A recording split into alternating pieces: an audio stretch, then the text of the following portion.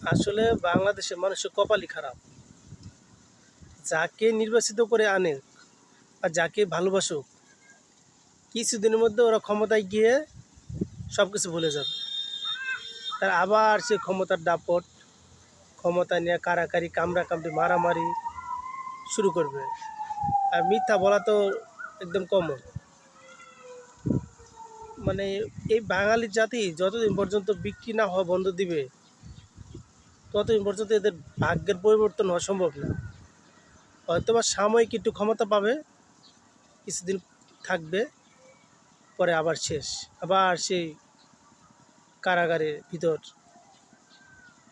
এটা তো আমরা দেখতেছি আওয়ামী লীগ আমলে যারা কঠোর ক্ষমতাবান ছিল, সবাই তো কারাগার দেশ ছাড়া। এটা থেকেও কি শিক্ষা নেয় না কেউ?